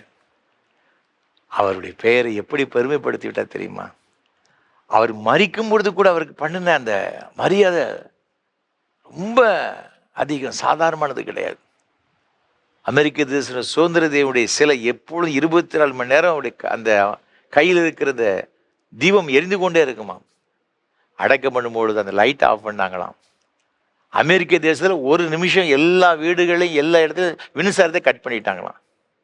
ஏன்னா அவர் தான் இதெல்லாம் கண்டுபிடிச்சார். பார்த்துக்கிடுங்க, தேவர் எப்படி பெருமைப்படுத்துறது. ஒரே ஒரு காரணம், உலகம் ஒன்றுக்கு உதவாதவன் மக்கள் அப்படி தாங்க சொல்லும். நீங்கள் கர்த்தருடைய கையில் வரும்பொழுது ஆண்டவர் கனமுள்ள ஒரு பாத்திரமாக பெயர் பெற்றவனை மாற்றி விடுகிறார். உங்களையும் மாற்றுவார், உடைய பிள்ளைகளை மாற்றுவார், பிள்ளைகளின் பிள்ளைகளை மாற்றுவார். இந்த ஆண்டவர் நம்ம கொடுக்கிற ஒரு வாக்குத்தத்தம் என்ன தெரியுமா? நான் உன்னை கட்டுவிக்கிறவனாக, பாழான ஸ்தலத்தை கட்டுவிக்கிறவனாக நான் மாற்றுவேன், திறப்பானதை அடைக்கிறவனாக உன்னை மாற்றுவேன், பெயர் சொல்லும்படி என் வாழ்க்கையை கொடுத்து ஆசீர்வதிப்பேன். நீ செய்ய வேண்டிய ஒரே ஒரு காரியம், இந்த அதிகாரம் முழுவதும் நான் வாசித்து பார்க்கும் பொழுது அவர் சொன்னார், நீ சத்தமிட்டு கூப்பிடு, என்னை நோக்கி நீ ஜெபம் பண்ண, ஏழைகளுக்கு நீ உதவி செய், அது மாத்திரமல்ல 13, 14 ஆகிய வசனங்களில் நீ கர்த்தருடைய நாளை மனமகிழ்ச்சி நாளாக நீர் எண்ணி என் சமூகத்துக்கு நீ வரணும். பரிசுத்தமான ஓய்வு நாளை கர்த்தருக்கென்று நாம் ஒப்பு கொடுத்து அந்த நாளை நாம் ஆண்டவருடைய நாளாக எண்ணி நாம் ஆசரிக்கும் பொழுது, கர்த்தரை ஆராதிக்கும் பொழுது நிச்சயமா உன்னை ஆசீர்வதிப்பு சொல்லியிருக்கிறார். இந்த ஆசீர்வாதங்களை கர்த்தர் தாமே நம்ம ஒரு தருவாராக. ஆமென். அர்ப்பணிப்பின் பாடலாக கீதம் 191 கிறிஸ்தவ கீர்த்தனை 78 பாடுவோம். ஆத்துமமே என் முழு உள்ளமே உன் ஆண்டவரை தொழுதேத்து. கீதம் 191 கிறிஸ்தவ கீர்த்தனை 78 பாடுவோம்.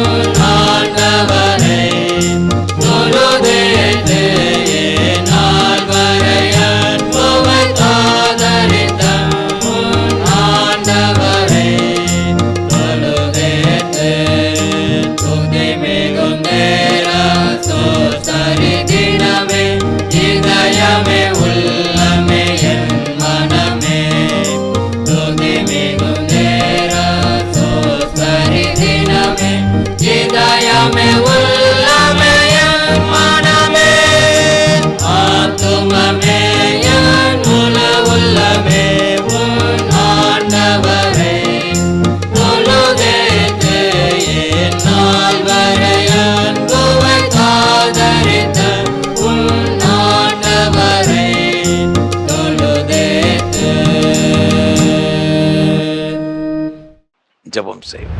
கிருபை நிறைந்த ஆண்டவரே, இது நல்ல ஆசீர்வாதமான வேலைக்காக ஸ்தோத்திரம். பாழாய் கிடந்த ஸ்தலங்களை நீங்கள் கட்டி எழுப்புவீர்கள். திறப்பானதை அடைக்கிறவனாக நீ மாறுவாய்.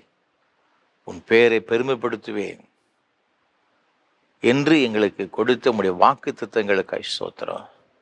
புது வருஷத்துல உடைய பிள்ளைகள் வந்திருக்கிறாங்கப்பா. நாங்கள் எல்லாரும் வந்திருக்கிறோம். நாங்கள் எங்களை நம்பி அல்ல சுவாமி, எங்களை அழைத்தவரை நம்பி இந்த புது வருஷத்தில் வந்திருக்கிறோம். நீங்கள் தான் இந்த புதிய ஆண்டில் எங்களை கொண்டு வந்து விட்டுருக்கிறீங்க. நாங்கள் தீயை போன்ற அனுபவங்கள், தண்ணீரை போன்ற அனுபவங்கள் எங்களுடைய வாழ்க்கையில் இருந்துச்சு. அதையெல்லாம் நாங்கள் கடந்து இந்த புதிய வருஷத்துக்குள்ளே வந்திருக்கிறோம் ஐயா. நாங்கள் விசுவாசிக்கிறோம் இந்த ஆண்டு ஒரு செழிப்பான ஒரு ஆண்டை இருக்கும் என்று நாங்கள் நம்புகிறோம். ஏனென்றால் நாங்கள் ஆராதிக்கிற ஆண்டவர் ஜீவனுள்ள கர்த்தர். பாழாய் கிடக்கிற ஸ்தலங்களை கட்டுவிக்கும்படியா எங்களை பலப்படுத்துகிற ஆண்டவர். ஆவிக்குரிய வாழ்க்கையை கட்டி எழுப்புகிற ஆண்டவர், பெயர் சொல்லும்படியாக எங்களை ஆசீர்வதித்து உயர்த்துகிற ஆண்டவர் அப்பா. அதற்காக கோடி ஸ்தோத்திரம். இந்த ஆறில் பங்கு பெற்று ஒவ்வொரு பிள்ளைகளுக்கு ஜெபிக்கிறோம்.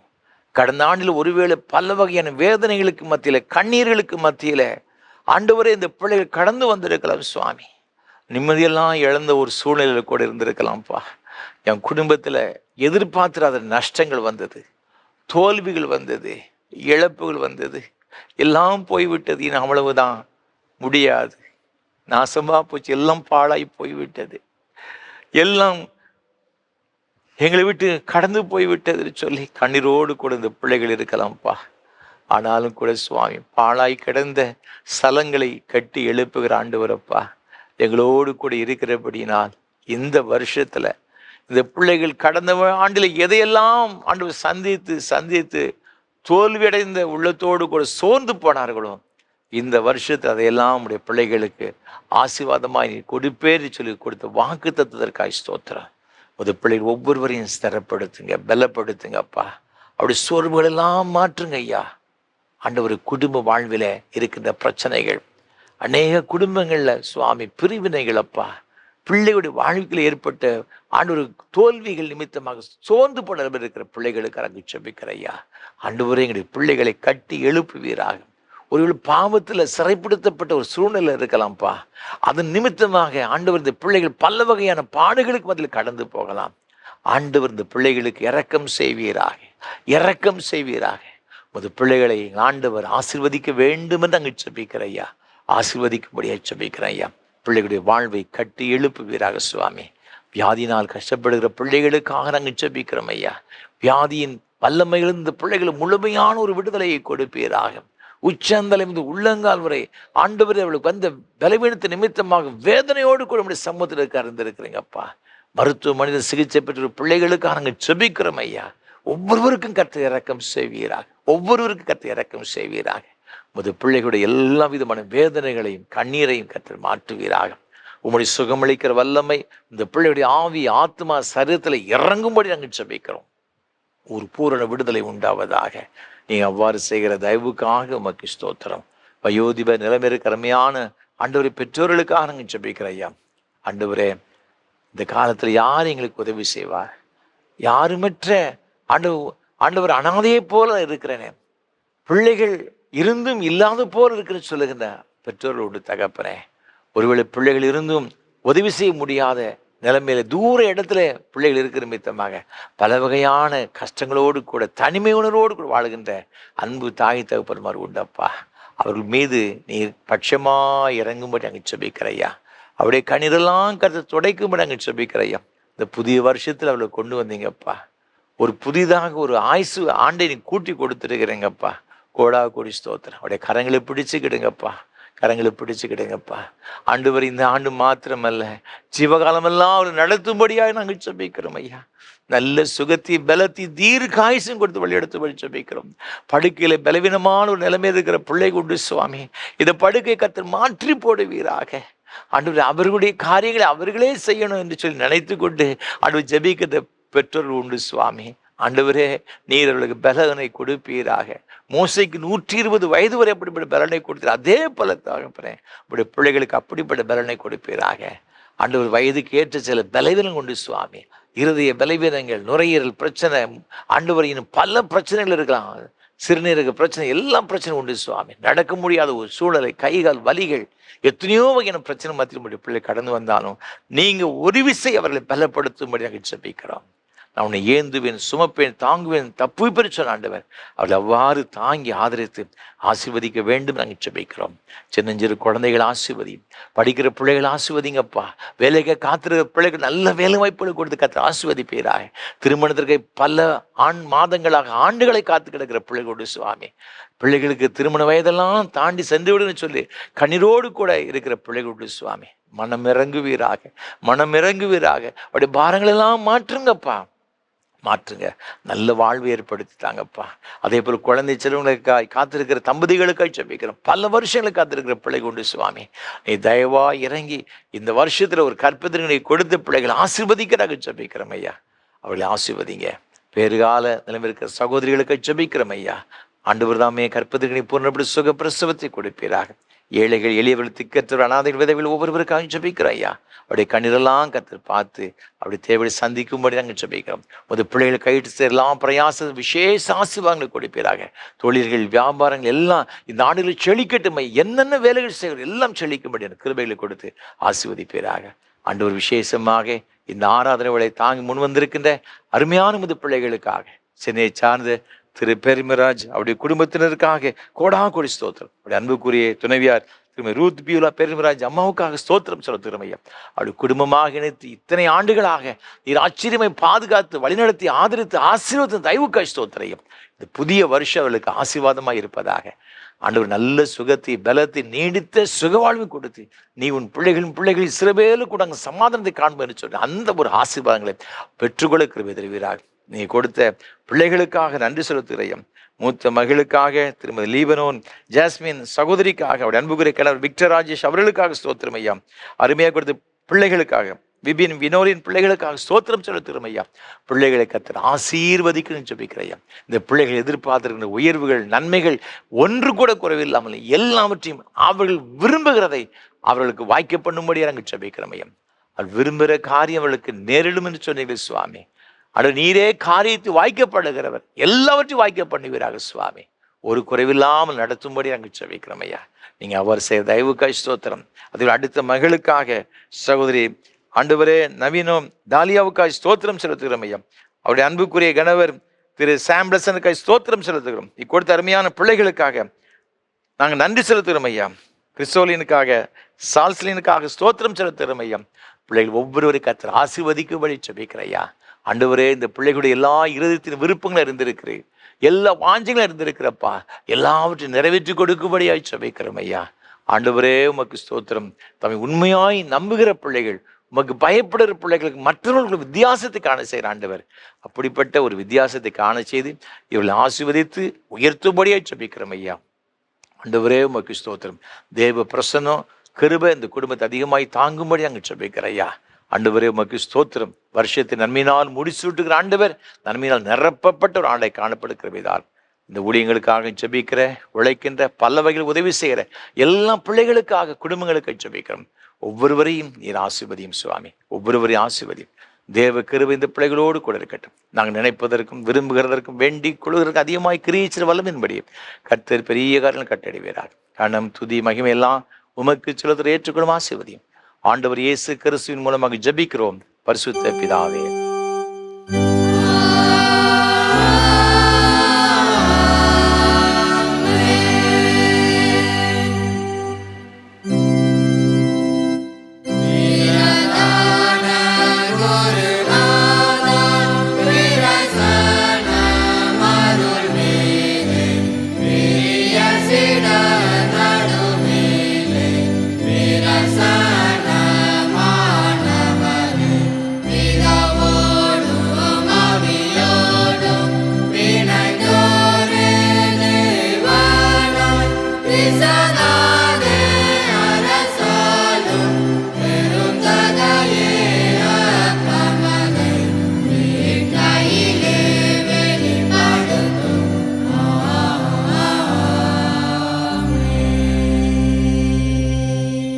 கர்த்தர் உங்களோடு இருப்பாராக.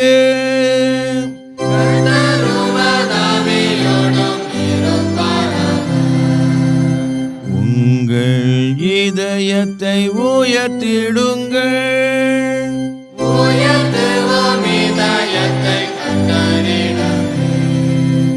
ஸ்தோத்திரம் செலுத்துவோம் தேவனுக்கே.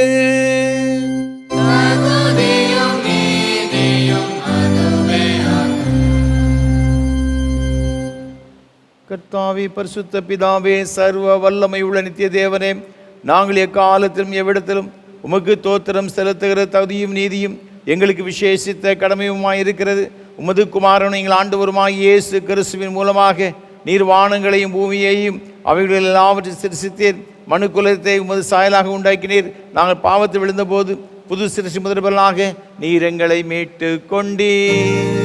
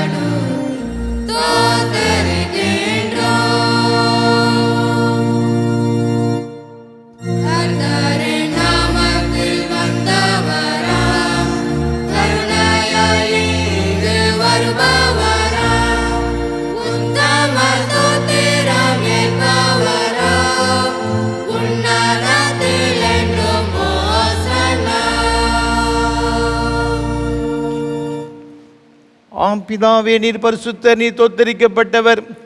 தேவரீர் மனிதர் உருக்கமாக அன்பு கூர்ந்து முது ஒரே குமாரனாகி இயேசு கிறிஸ்து எங்கள் தன்மையை தரித்துக் கொள்ளவும் சிலுவையில் மரித்து எங்களை மீட்டுக் கொள்ளவும் அவரை தந்தருளினரே.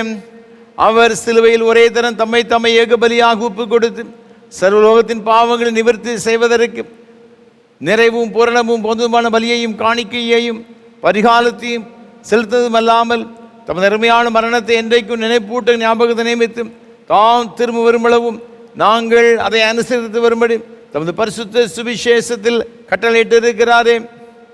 இயேசு தாம் காட்டி கொடுக்கப்பட்ட அன்று ராத்திரியிலே அப்பத்தை எடுத்து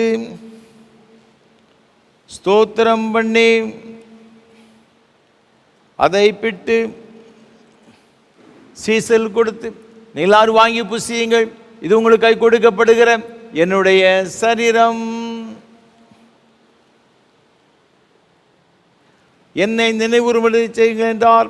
அப்படி ராபோஜன பண்ணின பின்பு பாத்திரத்தை எடுத்து ஸ்தோத்திரம் பண்ணி அவர்களுக்கு கொடுத்து, நீங்கள் இதிலே பானம் பண்ணுங்கள், இது பாவ மன்னிப்பு உண்டாம்படி உங்களுக்காக அநேகருக்கு சிந்தப்படுகிற புது உடன்படிக்கைக்குரிய என்னுடைய இரத்தம். இதை பானம் பண்ணும் பொழுதெல்லாம் என்னை நினைவுறும்படி இதை செய்யுங்கள் என்று திருவளம் பற்றினார்.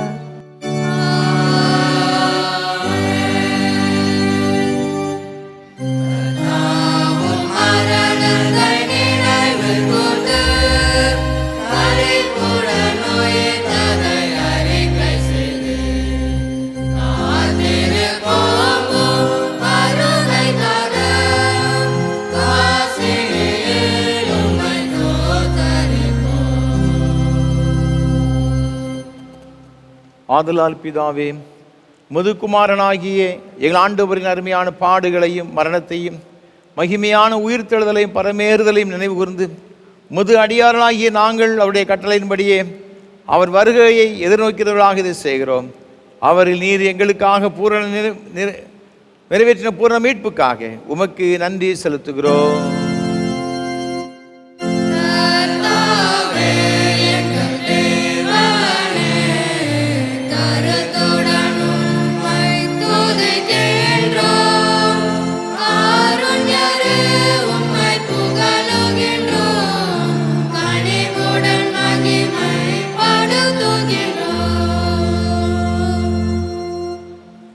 இறக்கமுள்ள பிதாவே, நாங்கள் பிற்கிற அப்பம் கிறிஸ்துவ சரீரத்தின் ஐக்கியமாயும் நாங்கள் ஆசீர்வதிக்கிற பாத்திரம் கிறிஸ்துவ ரத்தத்தின் ஐக்கியமாய் இருக்கும்படி எங்களையும் நீரை தந்த இந்த அப்பத்தையும் திராட்சை ரசத்தையும் ஒரு பரிசுத்த ஆவியினால் பரிசுத்தப்படுத்த வேண்டும் என்று மிகுந்த தாழ்மையோடு பிரார்த்திக்கிறோம்.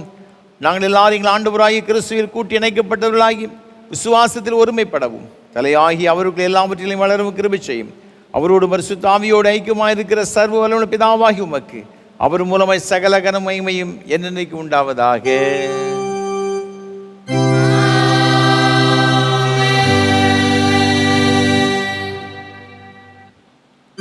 பரமண்டலங்கள் இருக்கிற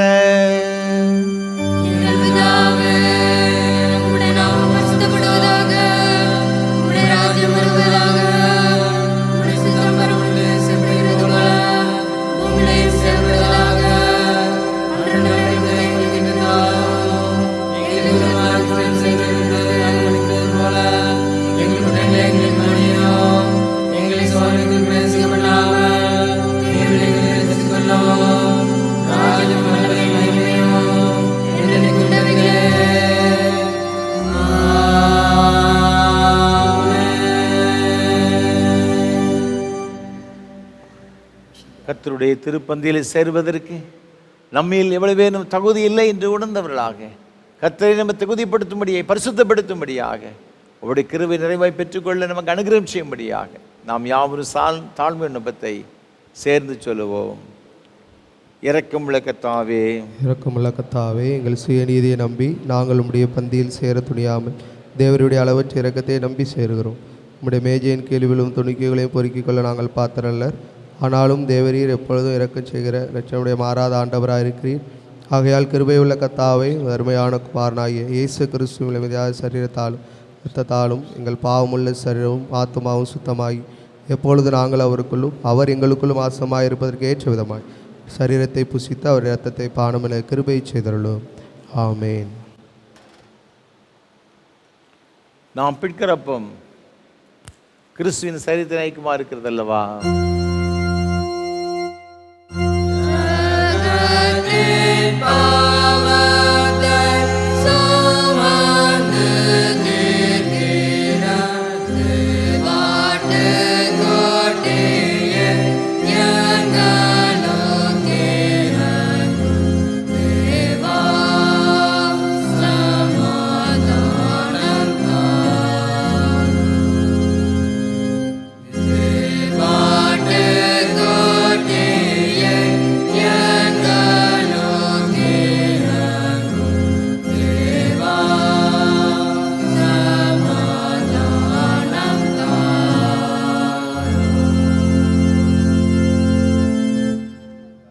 ஜெபம் பண்ண கடவோம். கிறிஸ்துவின் சரீரமும் இரத்தமுமாகிய சாக்கிரமத்தை விசுவாசத்தினால் பெற்றுக்கொண்டவர்களாகி நாம் அவருக்கு தோத்திரம் செலுத்துவோமாக. யாவரும் சேர்ந்து சொல்லுவோம். சர்வ வல்லமையுள்ள கடவுளே, சர்வ வல்லமையுள்ள கடவுளே, பரமபிதாவே, நேசகுமாரனும் எங்கள் ஆண்டவருமாகிய இயேசு கிறிஸ்துவுக்குள் எங்களை பிள்ளைகளாக ஏற்றுக்கொண்டு அவருடைய விலைமதியாத சரீரமும் இரத்தமும் ஆகிய ஞான ஆகாரத்தால் எங்களை போஷித்திருக்கிறீர். எங்கள் பாவங்களை மன்னித்து நித்திய ஜீவனை எங்களுக்கு வாக்கு பண்ணியிருக்கிறீர். அளவிடப்படாத இந்த நன்மைகளுக்காகவும் சோத்தரிக்கிறோம். சரீரமும் ஆத்மாவுமாகிய எங்களை பரிசுத்தமும் ஜீவனுள்ள பலியாகவும் ஒப்புக் கொடுக்கிறோம். இதுவே நாங்கள் செய்யத்தக்க ஆத்மீக ஆராதனை. நாங்கள் இந்த பிரபஞ்சத்துக்கு ஒத்த வேச தெரியாமல் தேவருடைய நன்மையும் பரிபூர்ணமான சித்தம் இன்னதென்று பகுத்தறியத்தக்கதாக எங்கள் மனம் புதிதாகிறதினாலே மறுரூபமாகும்படி எங்களுக்கு அருள் புரியும். கடைசியில் நாங்கள் உமது பரிசுத்தவான்கள் அனைவரோடு உமது நித்திய ராஜ்யத்தின் ஆனந்தத்தை அடையத்தக்கதாக இவ்வுலகத்தில் உமக்கு கீழ்ப்படிந்து நடக்க எங்களுக்கு கிருபை செய்யும். உம்மோடும் பரிசுத்த ஆவியோடும் ஒரே தேவனாய் சதா காலமும் ஜீவித்த அரசாளுகிற எங்கள் ஆண்டவராகிய இயேசு கிறிஸ்து மூலமாய் இவைகளை வேண்டிக் கொள்கிறோம். ஆமென்.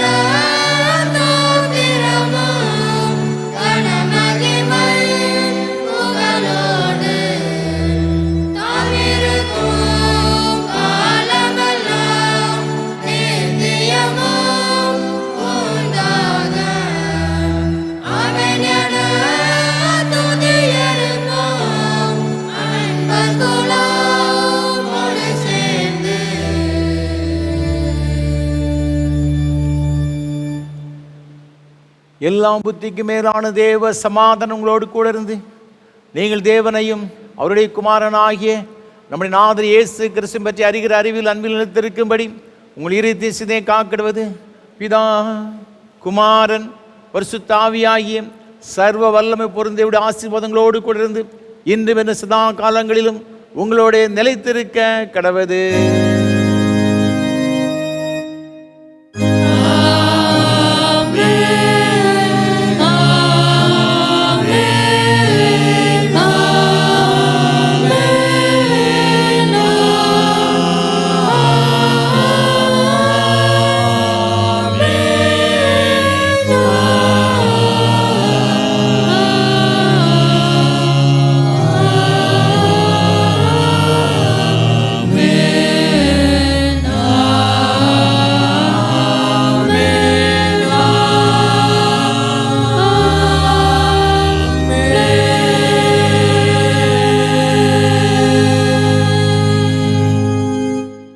நிறைவு கீதமாக கீதம் 40 பாமாலை 761 பாடுவோம். எல்லாருக்கும் உன்னதர் கத்தாதி கத்தரே.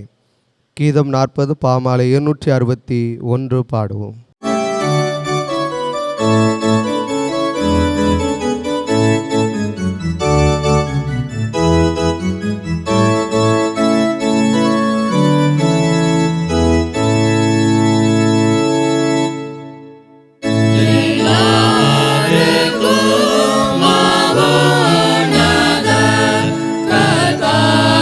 கர்த்தரே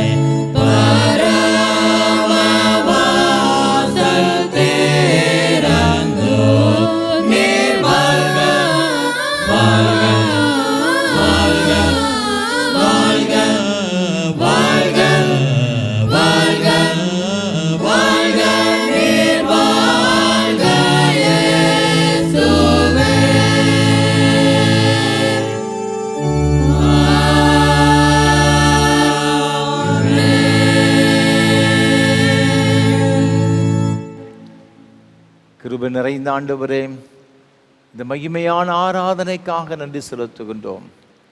இந்த புதிய வருஷத்தில், இந்த முதல் மாதம் முதல் வாரத்தில், இந்த மனமகிழ்ச்சி நாளில் நாங்கள் எல்லாரும் ஒன்றாய் கூடி வர உம்மை ஆராதிக்கவும் ஆண்டவர் கொடுத்த எல்லா கிருபைகளுக்காய் ஸ்தோத்திரம். வருஷத்தின் துவக்கம் முதல் முடிவு மட்டும் உம்முடைய கண்கள் எங்கள் மீது வைக்கப்பட்டிருக்கு என்று வசனம் சொல்லுகிறதப்பா. அதே போல் எங்கள் ஒவ்வொரு மீது உம்முடைய கண்களை வைத்து என் ஜீவகாலமெல்லாம் என்னுடைய கரங்களை பிடித்து நடத்தணும்னு நாங்கள் ஜெபிக்கிறோம். தொடர்ந்து முடி மாறாத பிரசனம் பிள்ளைகள் ஒவ்வொருவரோடு கூட எங்கள் அனைவரோடு கூட இருக்கும்போது நாங்கள் ஜெபிக்கிறோம். ஆசீர்வதியும் ஆண்டவர் இயேசு கிறிஸ்துவின் பரிசுத்த நாமத்தில் ஜெபிக்கிறோம் தூய பிதாவே, ஆமென். கர்த்தங்களோடு இருப்பாராக. தேவ சமாதானத்தோடு சென்று வாருங்கள்.